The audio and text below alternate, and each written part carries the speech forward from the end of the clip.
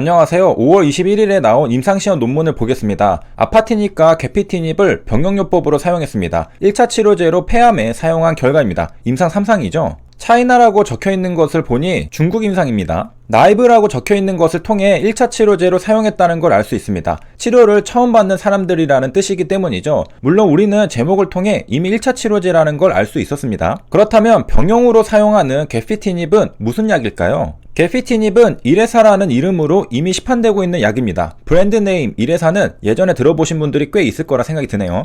브레스트, 렁 등등 각종 적응증에 시판화가 된 약입니다. 보통 항암제가 효과가 있으면 하나의 적응증에만 효과를 보이지 않습니다. 여러 적응증에 효과를 보이죠. 그렇기 때문에 항암제 개발 회사들은 자사의 신약의 첫 시판 이후에는 적응증 확대를 해나가죠. 리보세라닙도 마찬가지로 위암만 임상시험을 진행하는 것이 아니라 다양한 적응증에서 임상시험을 진행하고 있죠. 나중에 적응증 확장을 염두에 두고 임상시험을 지속해 나가고 있는 것입니다. 적응증 하나만 더 확장되어도 얼마나 큰 시장이 열리는지 생각해보면 적응증 확장의 중요성을 느낄 수 있습니다. 이레사는 폐암에서 사용되고 있습니다. 그러므로 우리가 보고 있는 논문은 이미 폐암에서 효능이 있다고 입증된 이레사와 아파티닙의 병용으로 치료 효과가 더 높아졌는지 살펴보기 위한 임상시험이라는 걸 알 수 있습니다. 보통 임상시험은 하나의 시판된 약과 함께 진행하는 경우가 많죠. 하나는 확실하게 효과가 있고 다른 건 개발 중인데 같이 쓸 때 혹시 효과가 2배가 되는 건 아닐까? 이런 생각에서 병용 임상시험을 진행하는 것이죠. 둘 다 시판허가 받지 않았는데 임상시험을 진행하는 건 다소 불확실성이 크다고 볼 수 있겠습니다. 임상시험은 한 건 진행할 때마다 돈과 시간이 어마어마하게 들어가기 때문에 신약 개발 회사들은 이런 불확실성을 피하고 싶겠죠. 그래서 하나는 시판허가 받은 약과 다른 하나는 자사가 개발하고 있는 신약 후보 물질을 함께 사용해보는 임상시험을 진행하는 걸 관찰할 수 있습니다. 결과는 어떻게 나왔을까요? 아파티닙 병용군의 PFS는 13.7개월이고 플라시보 병용군의 PFS는 10.2개월이 나왔습니다. P밸류는 0.0189입니다. 그러니까 아파티닙과 이레사를 같이 쓰면 이레사를 단독으로 쓸 때보다 PFS가 2개월 이상 연장된다는 걸 확인한 겁니다. 역시 아파티닙은 병용요법으로 사용하면 제 역할을 제대로 해주는 걸 또 한번 확인할 수 있습니다. 가히 병용의 제왕이죠. PFS가 연장된 것을 확인하고 나니까 컨클루션에도 PFS를 칭하길 Superior PFS라고 표현합니다. 우월한 PFS를 보여줬다는 겁니다. 임상시험은 환자의 생명을 다루기 때문에 모든 과정이 과학적이고 논리적인 타당성을 가지고 있어야 합니다. 부작용이 얼마나 큰지 모르는 상태에서 한번 사람한테 써볼까? 이런 식으로 진행할 수는 없다는 것이죠. 그래서 사람과 비슷한 포유류인 마우스에게도 투여를 해보고 부작용이 딱히 크지 않다면 건강한 사람들에게도 한번 투여를 해보면서 부작용을 계속해서 체크하는 것입니다. 그래서 임상시험에 본격적으로 들어가기 전에 벌써 여러가지 임상시험들을 진행한 상태가 됩니다. 앞으로의 임상을 준비하기 위한 테스트 임상들이죠. 근거를 마련하기 위한 겁니다. 그리고 임상시험들의 결과를 해석하기 위해서는 통계가 반드시 필요하게 됩니다. 돈과 시간은 제한되어 있죠. 그래서 임상시험을 여러 번 할 수 없으니까 지금 진행한 임상으로 전체 모집단에서도 똑같이 결과가 나올지 추측해보는 것이죠. 이런 작업까지 완료가 되어야 타당한 근거가 마련되는 것입니다. 임상시험은 정말 까다로운데요. 왜냐하면 인터벤션을 제외하고는 모든 조건이 동일해야 하기 때문입니다. 동물 실험에서 사료 첨가제를 넣으면 체중이 늘 거다 라는 가설을 세웠다고 하겠습니다. 그럴 경우 실험군과 대조군을 나누는데요. 사료 첨가제를 넣었는지 안 넣었는지만 달라야 합니다. 그 외에 다른 조건은 모두 동일하게 해야 한다는 것이죠. 조금이라도 조건이 달라졌다? 그러면 결과를 신뢰하기 어렵습니다. 왜? 그 조금 달라졌던 조건으로 인해 체중 증가가 영향을 받았을지도 모르거든요. 심지어 유전적인 특성까지도 고려해야 합니다. 겉보기에는 전부 똑같아 보이는 강아지라도요. 실험에 들어가기 전에는 몸무게도 똑같고 생긴 것도 똑같고 전혀 다를 게 없어 보이더라도 유전자의 특성이 다를 수 있습니다. 사실 실험군의 많은 강아지들이 비만이 될 가능성이 높은 유전자를 가지고 있었다면 몸무게가 늘은 건 어쩌면 사료 첨가제 때문이 아닐 수도 있습니다. 유전자 때문일 수도 있죠. 이런 유전자의 분포도 실험군과 대조군을 동일하게 해줘야 공평하게 임상시험을 진행할 수 있는 겁니다.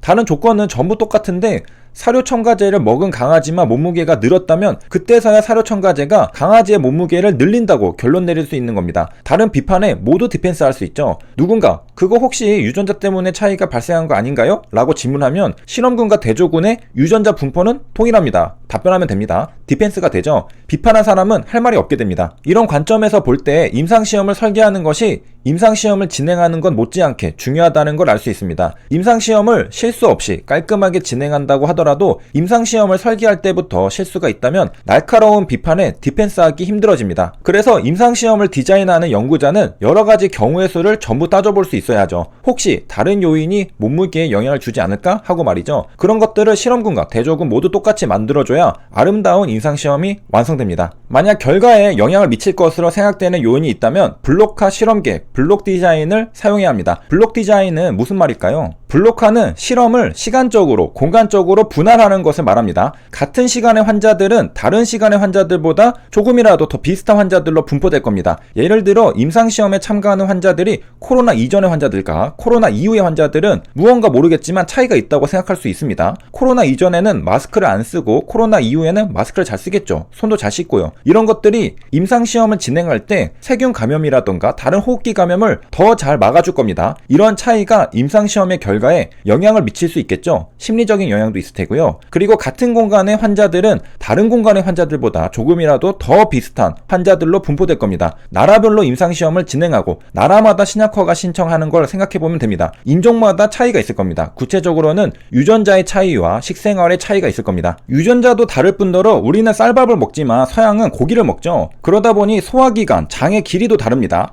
백인, 흑인, 황인 등으로 나눠서 임상시험을 진행하는 게 타당할 겁니다. 그리고 그걸 쉽게 하는 방법은 국가별로 나눠서 블록화하는 것이죠. 결국 임상시험의 결과에 영향을 미치는 다른 요인들을 실험군과 대조군에서 최대한 비슷하게 만들기 위해 하는 작업이 블록 디자인입니다. 시간을 블록화하고 공간을 블록화합니다. 결국 임상시험에 참가하는 환자들의 동질성을 확보하고 균일하게 만들기 위한 방법인 것입니다. 다시 임상 논문을 보면요, 차이나에서만 진행한 것을 볼 수 있습니다. 이건 공간적으로 블록화한 것을 알 수 있습니다. 중국 내 환자들만을 대상으로 임상시험을 진행한 것이죠. 이 임상으로 미국에서도 효과가 있다고 주장할 수 있을까요? 그렇게는 하지 못할 겁니다. 물론 같은 인간이라는 측면에서는 어느 정도 주장의 근거가 될 수는 있습니다. 하지만 엄밀하게 말하면 미국 인종에 대해서도 임상시험을 해야 하겠죠. 그래서 글로벌 임상은 또 따로 진행해야 하죠. 그건 아마도 HLB가 할 것입니다. 그리고 여기 참가 환자들은 동일 기간 내에 진행했을 겁니다. 시간적으로는 웬만하면 블록화되어 있죠. 2017년도에 임상시험을 하고 2021년도에 또 따로 임상시험을 하고 합치는 걸 본 적은 없습니다. 참고로 아파티닙의 임상 논문에 대한 건 주가행에서 빠르게 소식을 전달해주고 있습니다. 물론 회사에서 IR 할 것으로 예상되는 건 공개되어 있진 않습니다. 정말 중요하다 싶은 논문은 회사에서 발표하는 게 낫겠죠. 내가 직접 논문을 읽을 수 있다 하시면 빠르게 참고하시면 될 것 같고요. 저는 구체적인 해석을 앞으로도 꾸준히 시청자님들에게 제공해 드리겠습니다. 주가행의 주소는 아래 설명란에 있습니다. 세 줄 요약입니다. 아파티닙의 폐암 병용 임상 논문을 살펴봤습니다. 5월 20일자로 최신이고요. 결과는 어떻게 나왔느냐? 아파티닙 플러스 1에서 PFS는 13.7개월이 나왔고 플라시보 플러스 1에서 PFS는 10.2개월이 나왔습니다. 그러므로 아파티닙 병용은 superior PFS를 보여준다는 결론을 도출하게 되었습니다. 여기까지 시청해주셔서 감사합니다.